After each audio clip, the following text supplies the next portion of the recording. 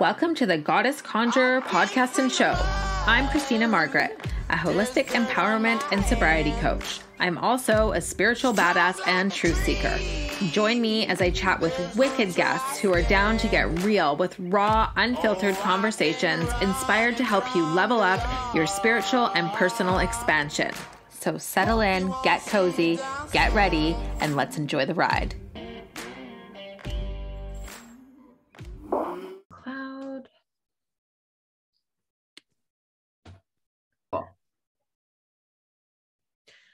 Hey guys, welcome to the Goddess Conjurer podcast and show. I'm your host, Christina Margaret, and today I have a very special guest coming all the way from Australia, Nguyen. She is a feminine and sexually empowerment coach, sexuality coach, feminine and sexuality coach, much like myself. She studies female sexuality. And Jane, you reached out on the good old IG, and now we are here finally connecting. So such a pleasure to have you. Oh, thank you. It took us a while, didn't it? Like it just, I was sick. Taking us a while. Yeah, but we're here, and yeah, thank you for having me here. It's 6 o'clock here in Australia, so good morning. So you're 6 a.m. tomorrow, right? Tuesday? So today is the 19th of April for us. Yeah.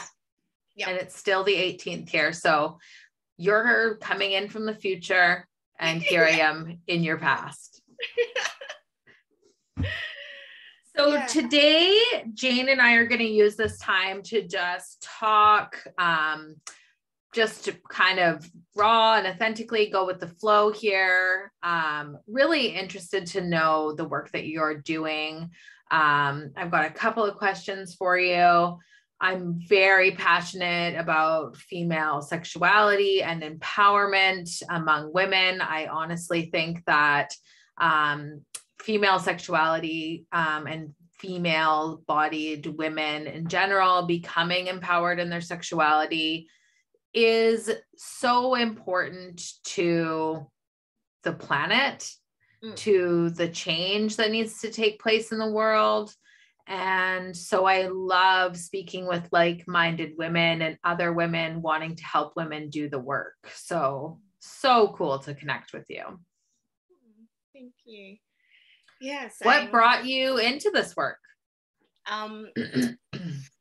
So I grew up in Vietnam, and that was very suppressed culturally.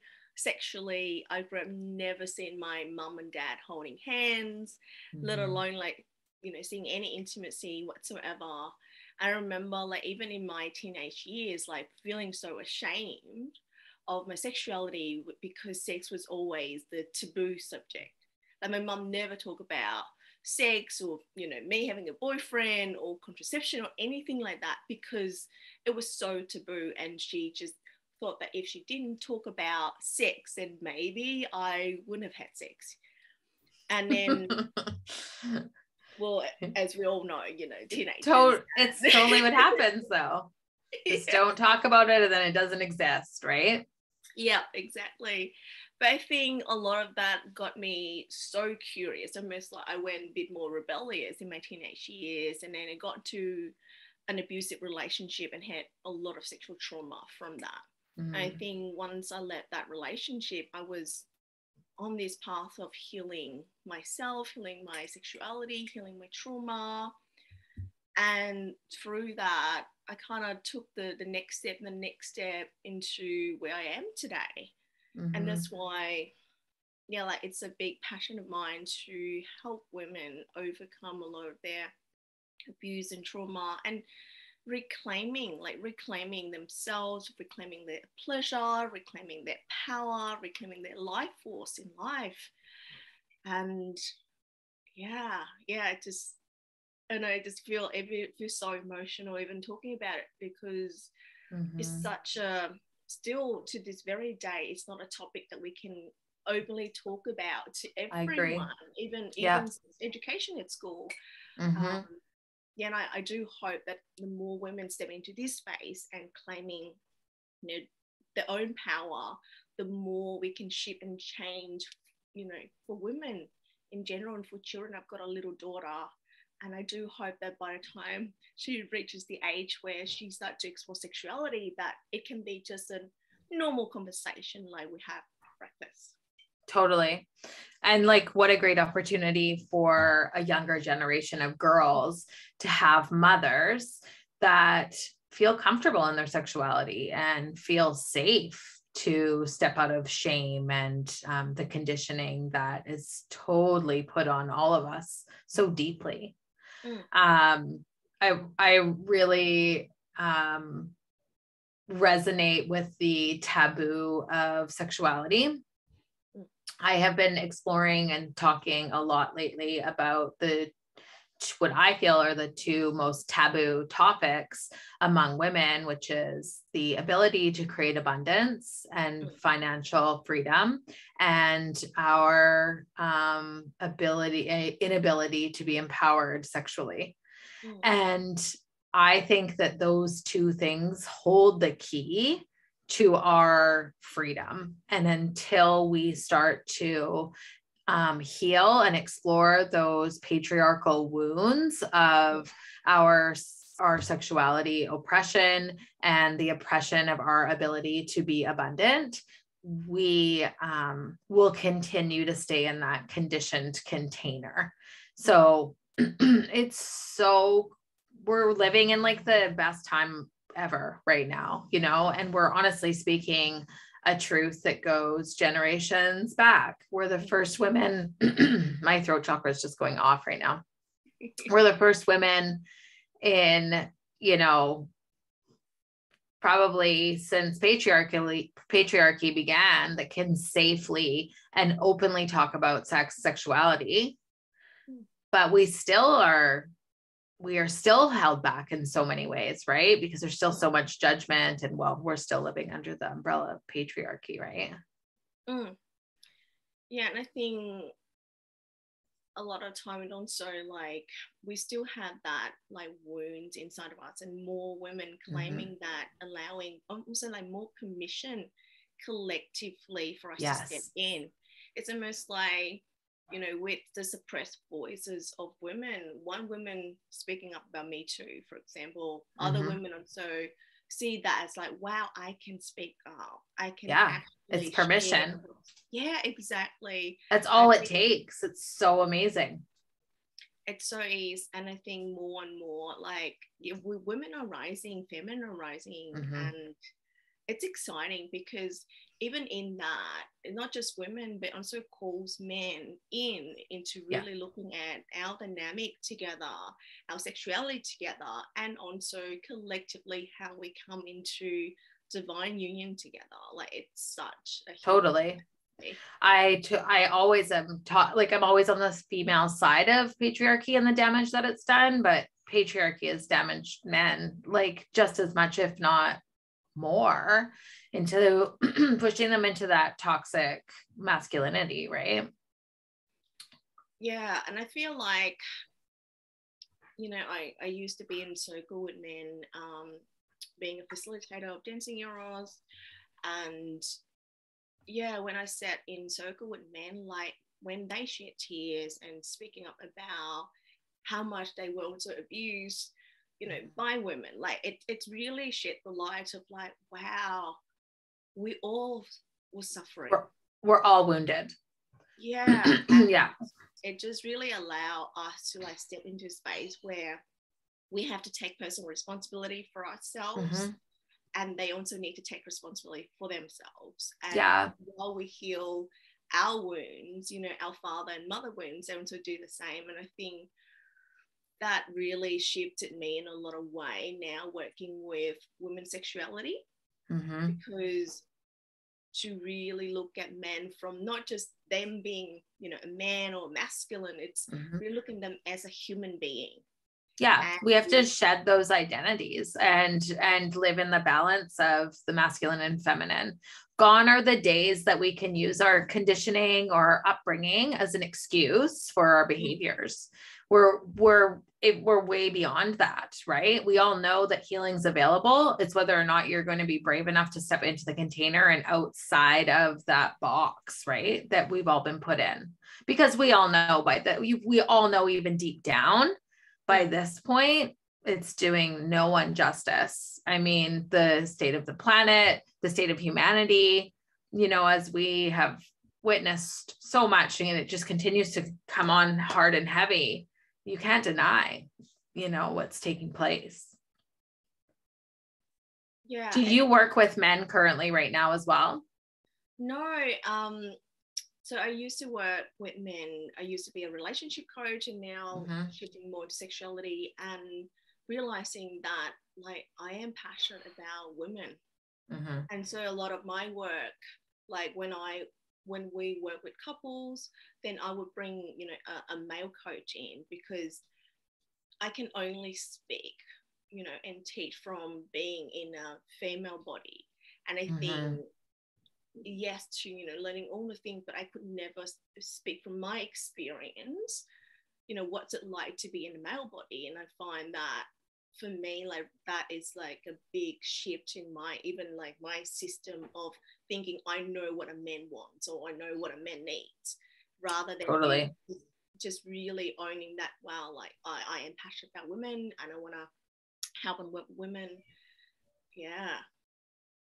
Yeah, I'm only currently working with women as well, though I keep being called to maybe open a coaching container to work with men, but I just don't know how ready I feel. I don't think I'm ready to work with men and their sexuality. I don't know if I ever would be, but it's definitely been a thought that's crossed my mind, but I just am still processing my own trauma, and still healing my own trauma that has to do with men. So I'm just not quite there, though. I don't know what the future holds. And I'm a mother of boys. So I have 2 young men that I'm raising. We have a completely open and honest relationship. When it comes to talking about sex and sexuality, they are very comfortable coming to me. And that already, in a sense, is such a win. There's no weirdness there. We're just really able to be totally open. And I feel so good about that. I really love that. I know it just like make my heart smile. Like I want to hear like, children can just come to parents and be so open, and especially, being a mother of boys as well. Like it's really beautiful. Yeah, I really want them to really understand. We live in this culture of, don't wear the short skirt because, we're always living in a defense. Women are we've been taught to survive. Be careful of what you wear. Don't walk down the alley at night. All of these things, we're always in survival when it comes to protecting ourselves against men as predators. And where's the responsibility of raising young men to not be predators, taking responsibility for trauma and for what they're dealing with on their end of things, and teaching them to be careful of the situations that they put themselves in as well. And understanding that, consent is a real thing and what that really means, and just to be careful of the situations that they put themselves in, and to be mindful of the choices that they're making. Right. And I mean, that should go for women as well. Totally. Yeah. I recently was speaking to a younger, I do some youth work with girls, and, there was some talk of a sexual assault that took place. And among these kids some of them are the age of my oldest son. And, it really was a bad situation that they both put themselves in when I was listening to what took place. And a lot of things can get taken out of context. And I think when drugs and alcohol become involved with young people, we all make decisions or have made decisions and choices that we're not proud of sexually, or that we may have not made if we had not been clouded or under the influence. And this is kind of what happened in this situation. And then the young man has now been labeled as someone who was trying to sexually assault someone, when really it was just a choice of regret that the young woman made. And I really feel for that boy, because that could really mark him for life. And we just have to maybe learn to like not to be present and to make better choices before we get ourselves into those situations. Yeah, and I think it's in terms of like in terms of that situation, it's like body awareness and consent and really like, you know, honoring and respect one's like boundary and yeah, like their body as well. Like I'm a big advocate for women really owning their body. And what that also means is to use your body in a way that's conscious, that's healthy, especially when it comes to sexuality. That's healthy. I mean, I've struggled with addiction since I was young and made terrible decisions when I was under the influence of things. That was not someone else's fault, right? And so like stepping out of that victim part of me, which was a really big part of my healing. And like, so like, why are we, it starts with so many things, right? Why are we still already, again, letting another generation go through this idea of like a good time means to get out of your body and out of your mind? Yeah. And I think a lot of that comes down to like a lack of education, you know, like women, you know, I speak like big generalization here, but like a lot of parents aren't comfortable talking to kids about boundary and consent or contraception or even just body awareness. Like because they don't have it for themselves. Exactly. They haven't done the work. And I think that impacts still the next generation of they making decisions that a lot of the time are either an influence of alcohol or drugs or peer pressure or what they see in porn. It's a big porn thing. Is so like toxic. I mean, that's my opinion. I used to love porn. I even worked in a porn store when I was 18. Like I totally thought it was the way because I was living in the box of what a sexually empowered person was or young girl, right? Which was to please, which was to be the certain way. And oh my God, like. Yeah, I resonate because so in Australia we have Sexpo, so every year we have like a big massive kind of like exhibition where I guess that was the place to be, you know, the cool place to be. And so you would see like thousands of people like coming through the door. So it's such a fascinating kind of thing to see how people were so suppressed. And then here they are like kids in a candy store, right? And you see all the shows, all the things, and it was just fascinating working there to see all, I guess, the range of sexuality and how much, like, I guess in that space is, you know, it's like a permission slip for people to explore. You know, once a year. It's like how sad it is that we as a collective, as a society, like suppress so much of what's naturally and instinctual to us, and yet here we are with all these cool gadgets and toys and shows and and it's just like going from nothing to the extreme, you know, like you know what it reminds me of? The movie The Purge. It's like a horror movie, and like it's like one night a year they're allowed to, there's no rules, like there's no laws. And so like everyone goes like murdering and like being crazy and like pillaging and like taking over the city or something like that. But it's like that same thing, like we're just suppressing the shadow all the time. And then we like let it all out when we go to like these places, right? But they're still underground. Yes. Which is like, and again, it goes against everything that all of our nature, everything that we're designed for. Sexuality is primal, it's natural, it's beautiful, it's flowing, it's embodied. How many people are having sex and they're not even in their bodies?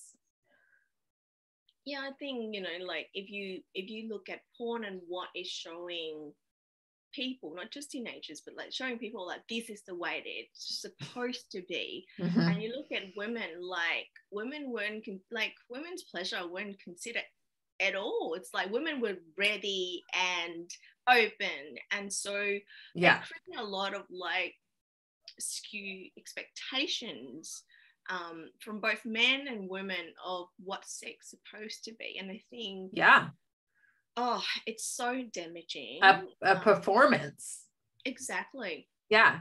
With it does not involve embodying passion, pleasure, intimacy, authenticity. Yeah. All of the things that sex and sexuality are supposed to actually bring us.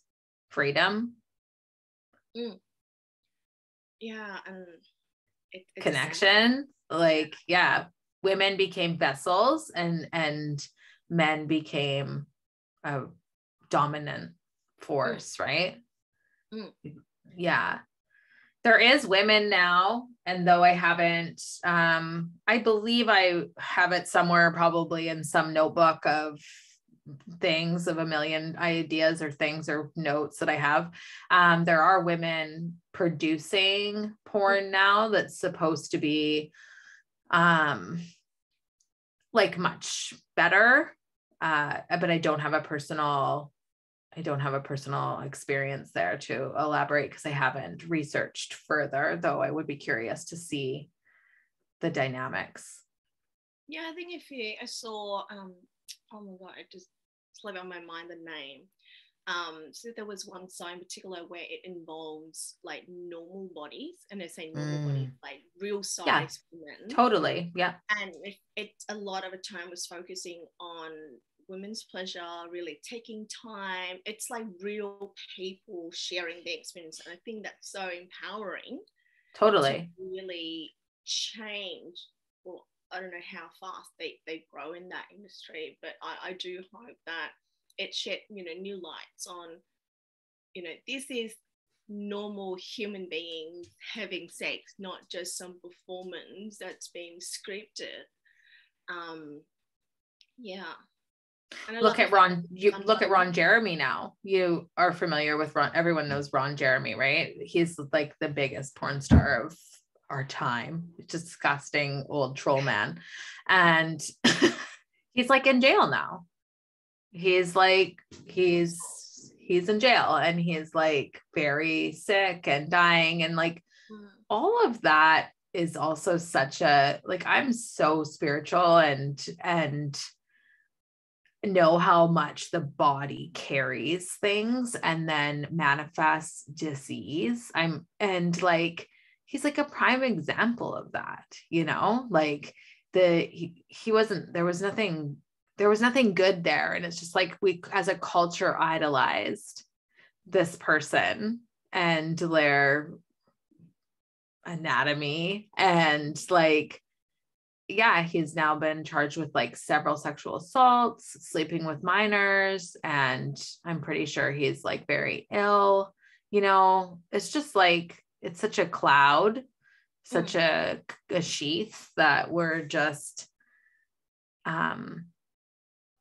being delusioned by, right? Delusion by an illusion. Really. So why do you think, well, I mean, we kind of touched on why do you think this work is important, but why do you think this work is so important for women?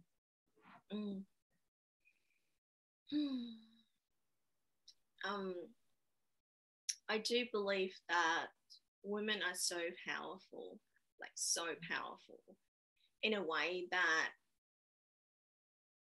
we can really shift and change the world. Like, a lot of women don't recognize this, but through, our sacred body, we can really shift our relationship, our dynamic, our society. And, I feel like there's an ecosystem, a spider webs of women stepping up into this space and really claiming their pleasure. Because it's not just, for me, it's not just about sex or pleasure. Like, it's right. eros, it's life force. It's everything. Right? It's tantric. Everything. Yeah. And so when a woman really owns her sexuality, her pleasures, her body, it shifts everything around her. Because who gets to enter into her space, let alone her body, will also change. How she connects, how she relates will also change based on her own shifts of standards and boundaries. But not only that, like it initiates men, right? And I do believe that part of women's gift, if we initiate men deeper into love and into life. And so when a woman opens her body, it's not just, you know, I'm ready and, you know, come and get pleasure. It's really like she becomes a vessel, like for divinity, for God. And so when a man enters her, it's like they enter a different state of being. And through that, they transcend and they open to so much more of life. And I feel like a lot of the time when we talk about sex, we talk about just the physical act of sex or just orgasms, but there's so much more to that, because how women opens her body also reflects on how she opens to life. And so for me, sex is really connected to life itself. Yes. And how much she trusts, how much she surrenders, how much she feels safe in her body reflects. And so yes connect to everything, even also the way that she creates, not just babies, but projects, everything. Everything. Yes, the womb is the center of creation. It is everything. It is not just this space of growing a child. I love every single bit of what you just said. Like, speaking deep into my soul, into my being. Women need to reclaim their safety in their sexuality because it is so powerful. I say this with clients all the time, like the body, the womb, the sexuality, this is this ability to be and live so much deeper. If we have this freedom of this place, this reclamation of our sexuality, we literally can change the world. And I believe that's our job right now on the planet. I think that's why we're here. I think this is our time. Totally agree. Yeah. Yeah, it's so magical. Yeah, I feel, you know, like this is what we're here doing what we do, because I feel like the state of consciousness is shifting rapidly. It's rising. It's crazy, and more like we can't just like throw the blame or projections out anymore. It's like it has to be our exactly responsibility. It is our time. You can't deny this shit anymore, you know? Can't blame our parents anymore. It's like, you can't. Like, you can't just use this, like, that's just the way it is. That's how I was raised bullshit anymore. Nobody fucking cares. Get on with it. Do the work. Exactly. Do the work. Yeah. There's like, I would have had no idea what I would have opened up to when I decided, like, I mean, my sexuality story has been a roller coaster, you know? And when I decided to take sex, love, and relationship coaching, like my certification, I had no idea the depth of healing that I was going to be offered in that 600-hour program that has shifted and changed my whole life. Like, and I have been open sexually for most of my life, but that was coming from a place of survival and a need to feel in control. Like when I was a stripper in my early 20s, and I loved it. I loved every second of it because I was in control of a room of men. I got to say yes and no and when and how much, right?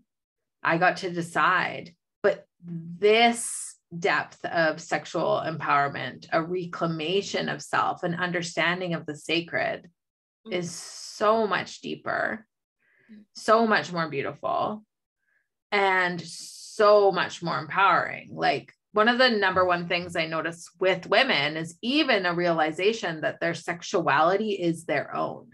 Yes. that is a question for women. When I'm doing sex work with women, sexual empowerment work with women, I am asking that question, that what is your highest self? Like, what is your most sexually empowered self? Well, I've never even thought about my sexuality as being mine.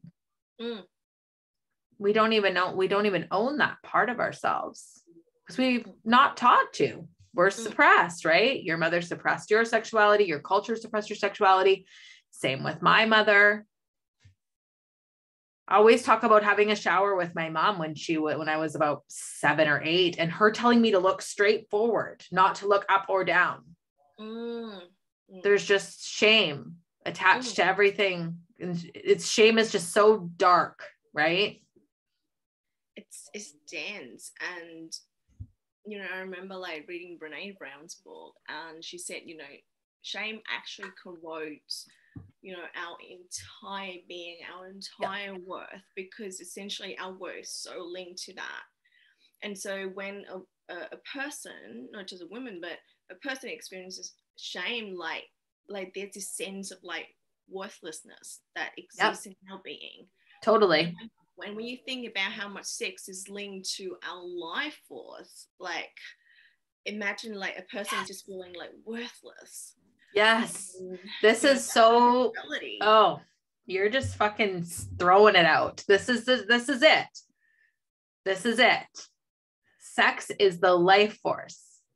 Our bodies are a portal that brings spirit into form, and we are ashamed of it, and we are disconnected from it. Shame is the epitome. It is the darkest place that we live, and we are completely taught to live in it. And there's no thriving in shame. There's just coping.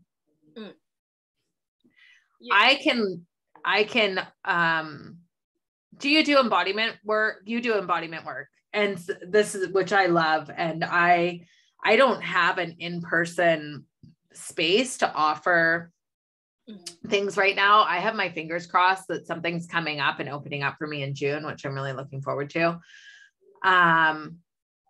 But when you do embodiment work with women, do you go into the shame? Do you let them feel shame? What was your experience when you first allowed yourself to actually embody your own shame and feel it? Yeah, I remember moving through a lot of grief. Like I remember just bawling my eyes out and just feel this, like, it was like a part of me was missing for my entire life. And I didn't know why or how. It was just, I remember just holding my heart and was just like, oh my God, this freaking hurts.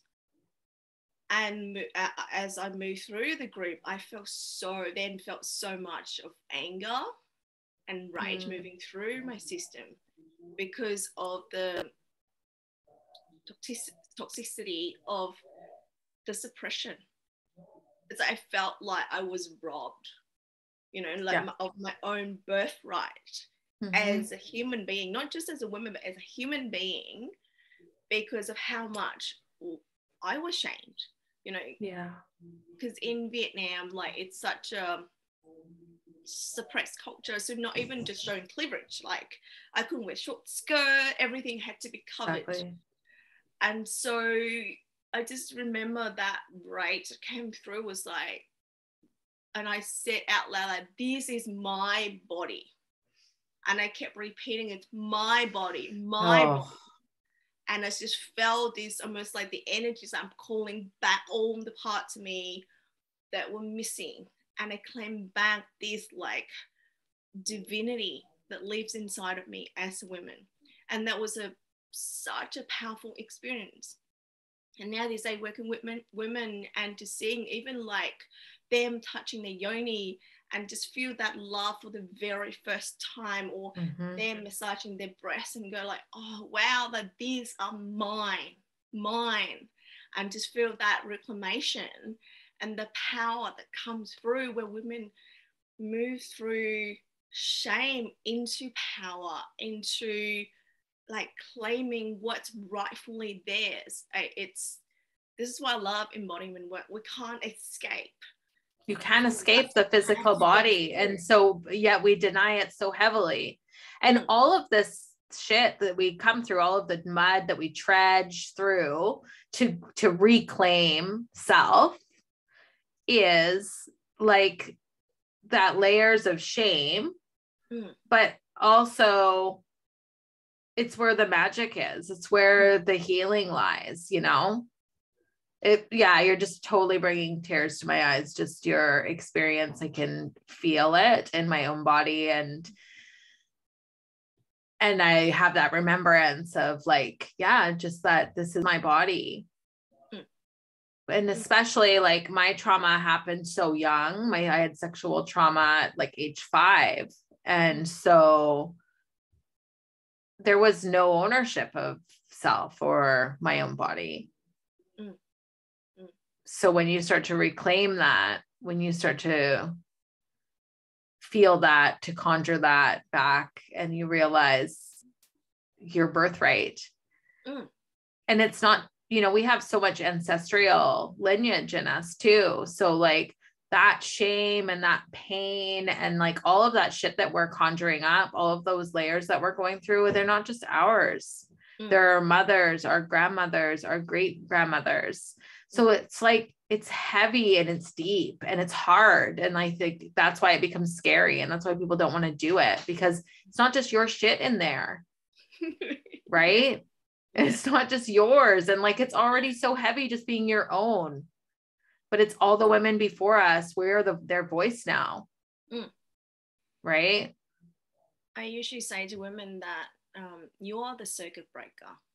You know, you can continue to live and pretend that this is your life and, you know, just trying to distract yourself enough to forget the pain and the ache that lives inside your body. Or, you know, you look within and you heal. And from that, like in this moment in time, you're healing, you know, last generations. Yes. That happen, and the future ones. That's and so right. We get to decide. Right? Yeah. And an inside job. It is. It so is. And I know, like being a mother of a young girl, like how much healing that has come from me owning and claiming my sexuality. Even when she was really little, like I was really big on consent. So even when she was like 4 months old, I have to like, you know, ask her like, is it okay that I clean your yoni, or, you know, can I bathe you? And so my daughter now like really claims her body, and she knows no is the big word, you know, and it's like no. And so, and it's so empowering. Like I say to a lot of my clients, like when a woman reclaims her body and her sexuality, like no becomes a sacred word. Because when a woman can't say no or is afraid to say no, then she doesn't feel safe. Right? And porn taught us that no is not okay, right? That we always need to be open and ready. Or that no is a turn on. Yeah. Oh. Yeah. I mean, how fucking toxic is that? Right? I know. Like that's the dialogue alone within that context is just completely fucked. It's got to be a fuck yes, or it's a hell no. Exactly. And it's okay for women to learn, you know, to slow down, to say no, to really like change her mind. And this is the thing, like we weren't taught that it was okay to change her mind. Doesn't matter when. No, you know? Especially when we've been told that it's our duty to perform. How do you have a choice in a duty? I feel like ridiculous. It is. Like the more that we're uncovering this, was like, wow, like it's just so toxic. Like women's sexuality just been robbed. Yeah. And claiming like and men's because they're not they're absorbed in toxicity and patriarchy, and like this idea of what a man is and what it's supposed to be. There's no softness allowed there. And like their mental health suffers so deeply. I mean, like I've said this before. I feel like I say a lot of the same shit before because it is all the same, but like, you know, men are committing suicide over money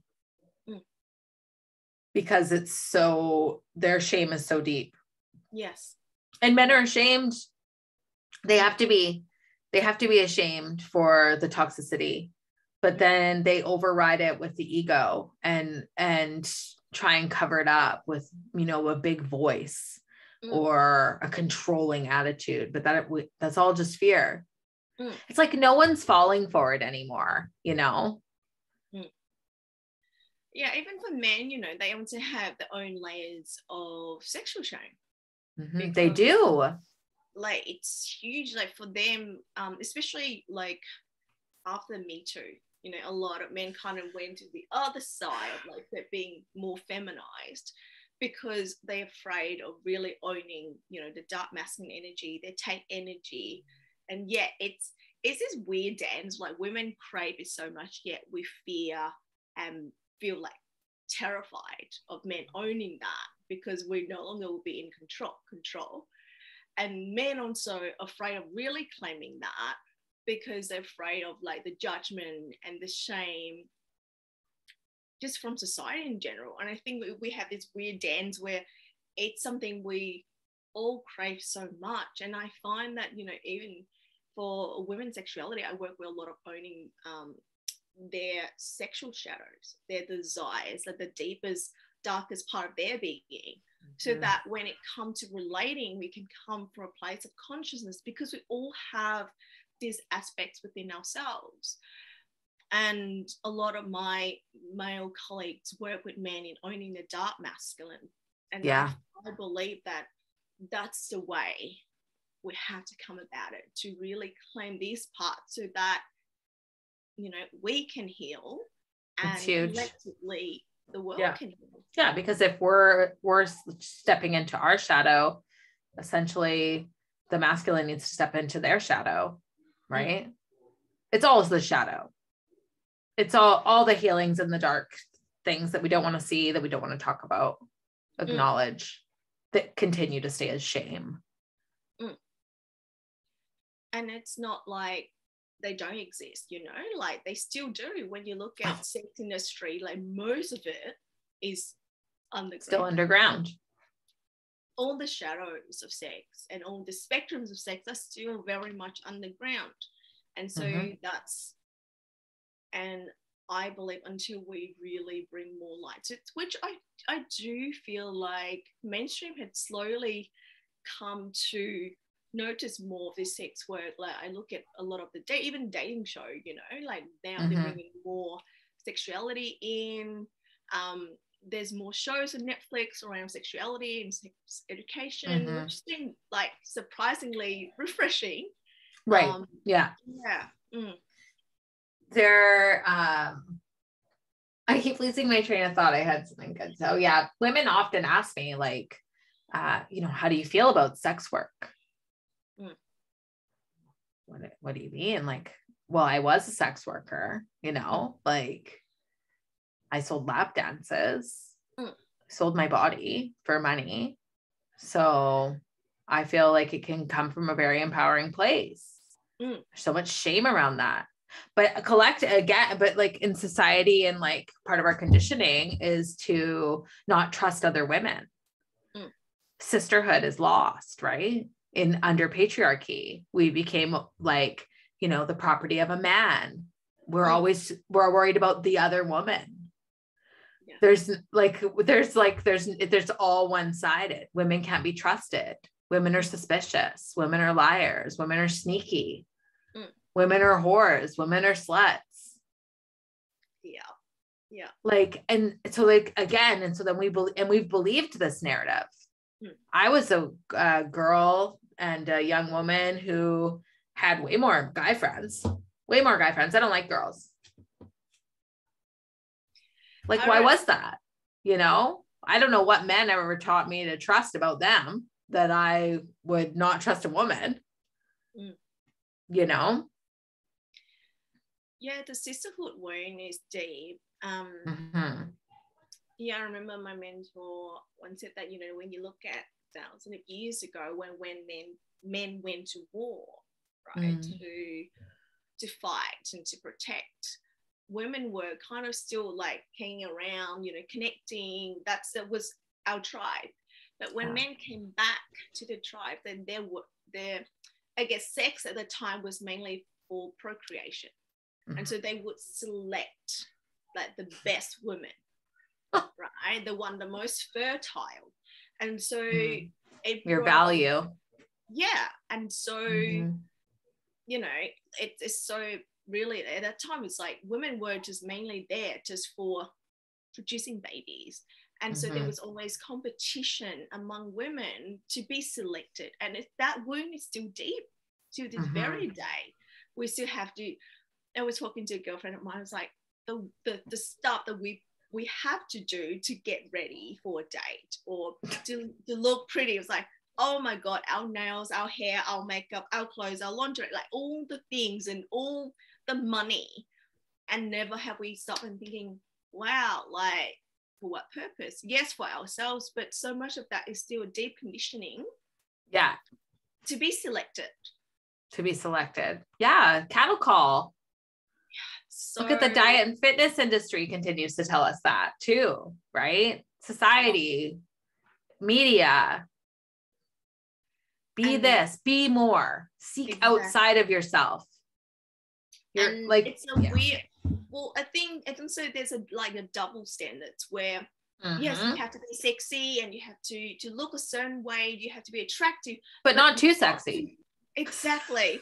Not too attractive, not too slutty. No, you have to find that medium or you're going to get judged. You're going to be the other woman. You're going to be a slut. You're going to be all of the things. Madonna said it the best in her, like, I don't know what it is. I don't even know what year the speech is, but I often share it in some of my sexuality groups. Like she just speaks that, you know, don't be too, I'll put the link in the show notes for people because it's like, I love it when it comes up on Instagram because I love to just share it in my feed. It's just her speech. And she just talks about that, like wear the short skirt, but not too short. I mean, Madonna's one of my biggest idols when it comes to sex and sexuality. And it's funny because I probably idolized her since I was 6 years old. You know, it's so natural. She spoke so much truth in everything that she offered us, like in our sexuality. And our ability to push the envelope, to push the narrative, change it. She was so fascinating to me. I mean, she was the standout in her time, right? Like just the way, even the way she dressed, you know, like a lot of her songs, like a lot of it really pushed the boundary. Oh, it was huge. It was huge. And I think, you know, things to women like her, like we're now pushing the envelopes of the mainstream of what's considered normal. It was like they just allowed her, like even within that, it was like, well, we'll let her be like that. You know, we've accepted her as like one singular person. Even all the backlash that she got and everything was like, okay, well, you can be accepted. You're in. And like, you can be idolized, but like, you can idolize her, but don't take what she's saying and then embody that. Because that's too dangerous. So you're like, who are you? Who are you to think that you can do that? Only she can be or do that. Again, just to push us down, right? Don't get carried away. Don't be too loud. Yeah, and I think more and more as we reclaim our freedom in the way that we speak, in the way that we claim our desires, our pleasure, that we claim our body, more of, I guess, the old conditionings will fall away, will collapse and be shattered. And it really, like, I believe it takes one woman to, like, I say one woman because one woman creates a ripple, you know, and then more women step into that will create even bigger ripples of what is possible. Totally. And like, as your vibration rises, you attract, you know, those other women willing to step into that vibration.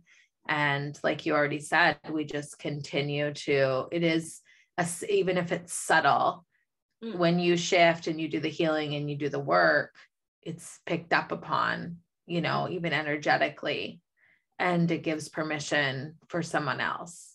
And it's all about that.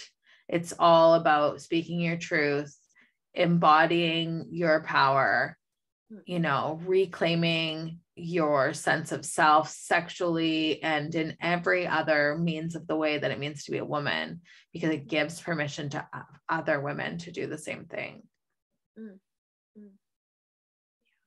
Yeah. What a great way to spend a rainy afternoon here in Canada this has been.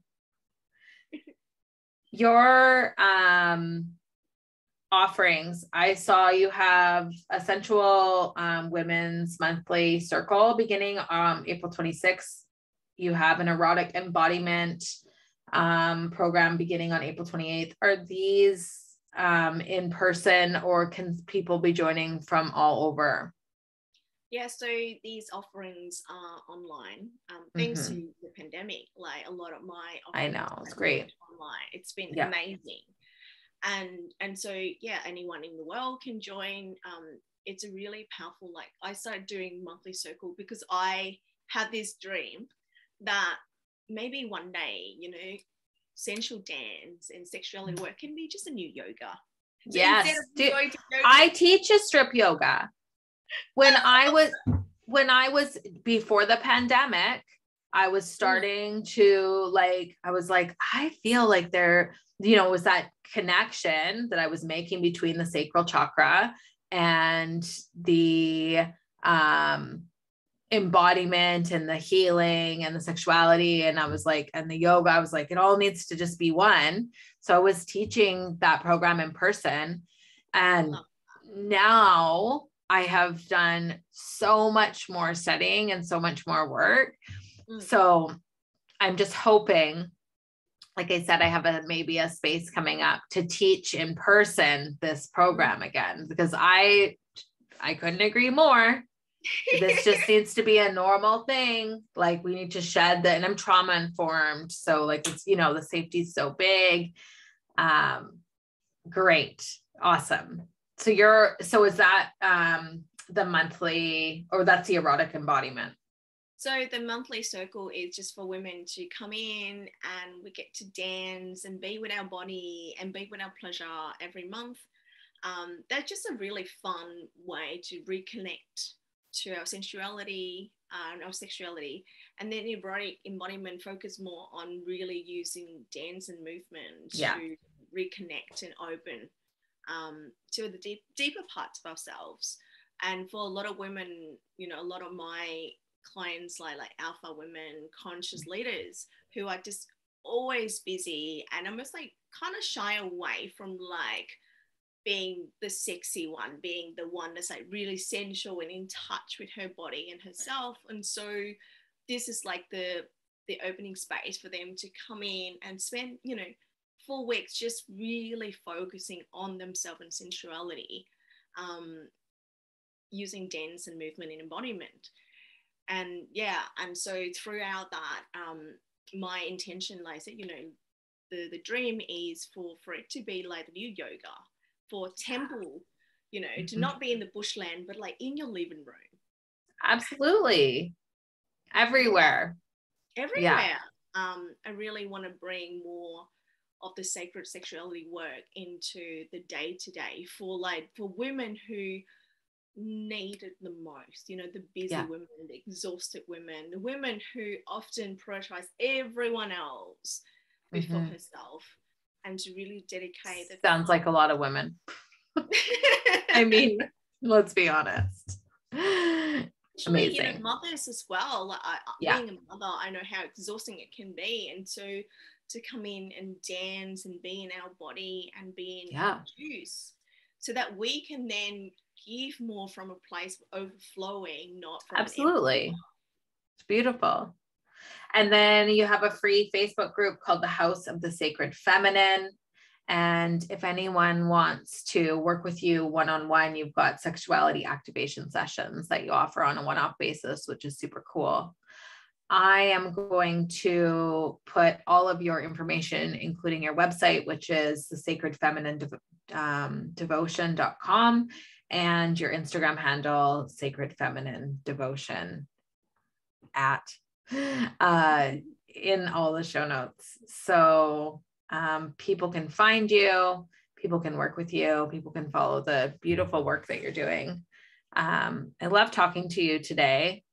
Thank you for having me. It's been such a joy. I'm so glad that you reached out. I hope that this is the beginning of a new relationship for us. And I look forward to seeing the work that you're offering the world in the future. And thank you again so much for being here. It was really lovely. Thanks for having me. Just, like I said, it's been such a pleasure and a joy. And I love supporting women, and I love supporting women also stepping into leadership in this work. And I do believe that this is the beginning of a beautiful, friendship. And you can really see how passionate you are about everything that you're speaking about. And more women around the world doing the work. So find Jane. I will, like I said, I'll post everything in the show notes. Thank you so much for watching and for listening. I hope that you have found value in this program today, and I'm sure you have. Bye-bye. I'm your host, Christina Margaret. Thanks so much for stopping by. Don't forget to like and subscribe so you never miss an episode of the Goddess on Her podcast and show.